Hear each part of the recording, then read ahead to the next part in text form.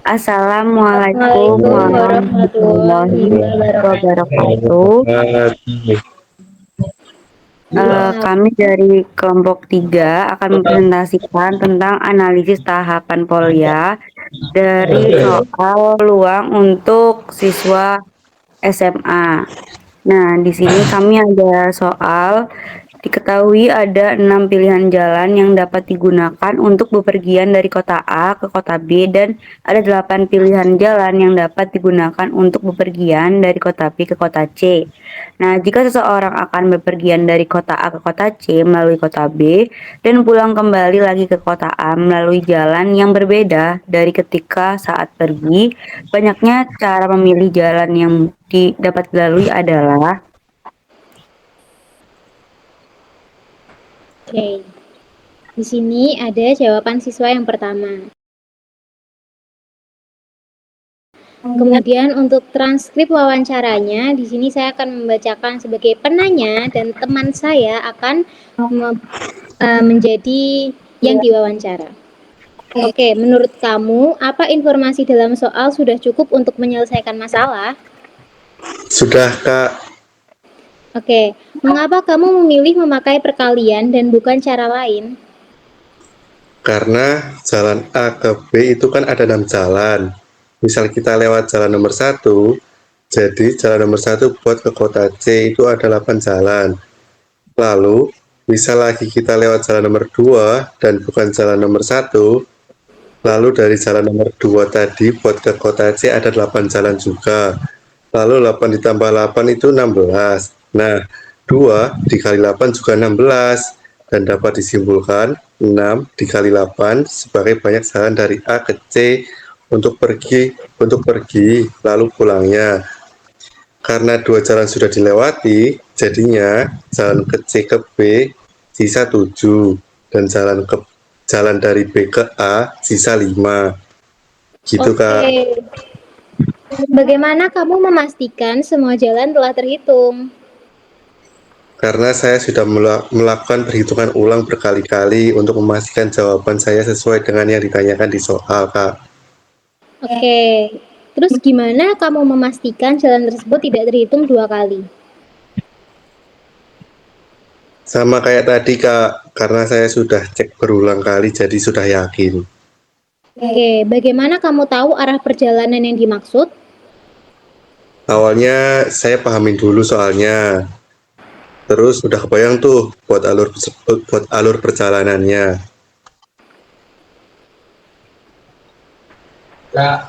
Nah, kemudian untuk strategi yang digunakan yaitu strategi memecahkan masalah menjadi lebih sederhana karena siswa membagi perjalanan menjadi beberapa tahapan kecil A, B, B, C, C, B, B, A dan menghitung langkah demi langkah menggunakan aturan perkalian. Baik, selanjutnya ada jawaban dari siswa yang kedua. Berikut untuk jawabannya.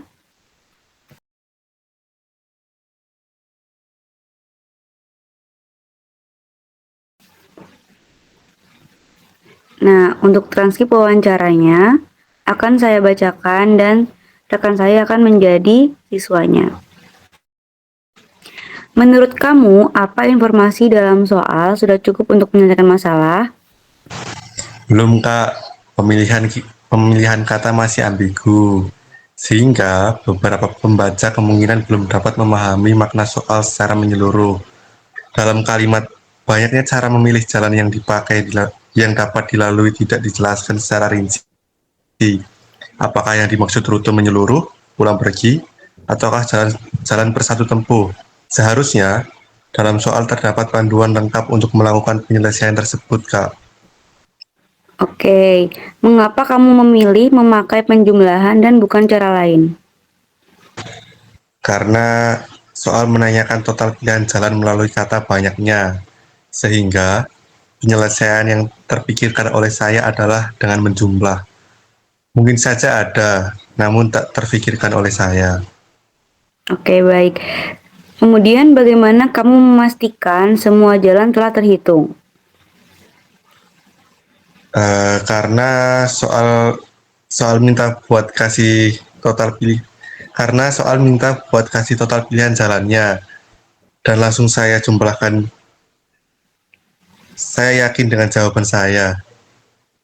Bagaimana kamu memastikan jalan tersebut tidak terhitung 2 kali? Sudah saya sesuaikan dengan soal dan sudah saya cek kembali. Bagaimana kamu tahu arah perjalanan yang dimaksud? Membaca soal dan membayangkan alurnya, Kak.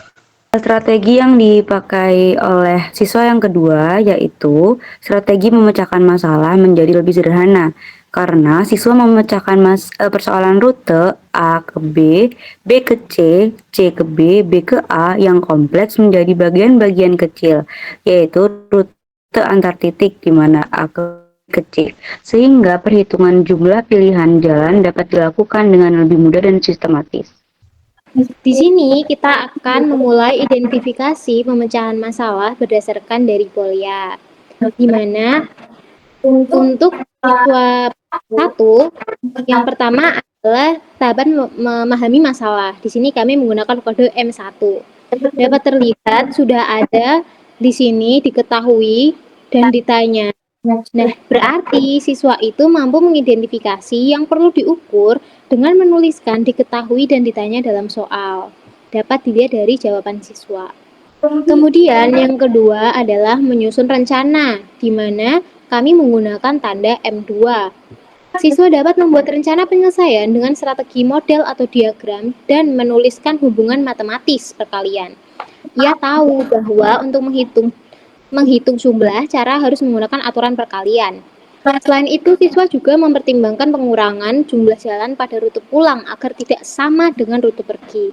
Nah, menyusun rencana ini bisa dilihat dalam jawaban siswa di bagian kotak ini. Kemudian, yang ketiga adalah melaksanakan rencana atau M3, di mana siswa dapat melaksanakan rencana dengan benar secara prosedural menggunakan operasi perkalian untuk setiap ruas perjalanan. Langkahnya itu tepat dan sistematis, menunjukkan pemahaman pada aturan perkalian dalam konsep kombinasi. Nah, untuk M3 itu bisa dilihat dari yang sudah kami buat kotak ini. Ini adalah bagaimana siswa melaksanakan rencana. Dapat dilihat dalam transkrip wawancara, itu juga termasuk dalam tahapan melaksanakan rencana. Oke, next. Oke, selanjutnya yang keempat yaitu memeriksa kembali. Kami simpulkan dengan M4, di mana siswa pertama menunjukkan upaya memeriksa kembali jawabannya dengan membaca ulang dan menyesuaikan dengan isi soal. Meskipun pemeriksaannya masih bersifat intuitif atau hanya berdasarkan perasaan keyakinan, bukan berdasarkan pembuktian yang matematis. Nah, ini ditandai dengan transkrip di S03 dan S04. Kemudian, untuk siswa yang kedua, di tahap pertama yaitu memahami masalah yang kami simpulkan dengan M1, siswa mampu mengidentifikasi informasi utama dan memahami maksud soal, tapi masih ragu dengan konteks kalimat soal. Artinya, tahap memahami sudah dilakukan oleh siswa namun belum sepenuhnya tuntas karena masih ada kebingungan interpretasi ambiguitas makna soal. Nah, ini ditandai dengan transkrip di S01. Tapi siswa mampu menuliskan diketahui dan ditanya pada jawabannya. Nah, kemudian di tahap yang kedua yaitu merencanakan penyelesaian. Kami simbolkan dengan M2 di mana siswa merencanakan solusi dengan cara membagi kasus antara rute berangkat dan pulang, lalu memilih operasi penjumlahan sebagai strategi utama. Nah, namun rencana ini belum tepat secara konsep kombinatorial. Nah, karena situasinya seharusnya dikalikan, aturan perkalian bukan dijumlahkan. Nah, walaupun begitu, secara proses Polya, siswa ini sudah menunjukkan kemampuan membuat rencana dan memilih strategi, yaitu menjumlahkan hasil perbagiannya. Nah, ditandai dengan jawaban dari siswanya. Selanjutnya, tahap ketiga yaitu melaksanakan rencana yang kita namai dengan M3. Pada tahap ini, siswa menjalankan rencana yang telah disusun dengan konsisten, melakukan pembagian dan penjumlahan sesuai rencana. Langkah-langkahnya sistematis dan hasil akhirnya diperoleh melalui operasi yang ia pilih. Tunjukkan pada gambar jawaban siswa yaitu pilihan jalan A ke B, B ke C, C ke B, B ke A. Ini juga dapat dilihat dari jawaban pada transkrip siswa yaitu S02. Selanjutnya, pada tahap memeriksa kembali yang kami simbolkan dengan M4, di sini siswa menunjukkan upaya memeriksa kembali jawabannya dengan membaca ulang dan menyesuaikan dengan isi soal. Meski pemeriksaannya masih bersifat intuitif berdasarkan perasaan yakin dan pembuktian matematis, ditandai dengan transkrip S04. Baik, sekian dari wawancara yang telah kami lakukan. Kami ucapkan terima kasih. Wassalamualaikum warahmatullahi Warahmatullahi wabarakatuh. wabarakatuh.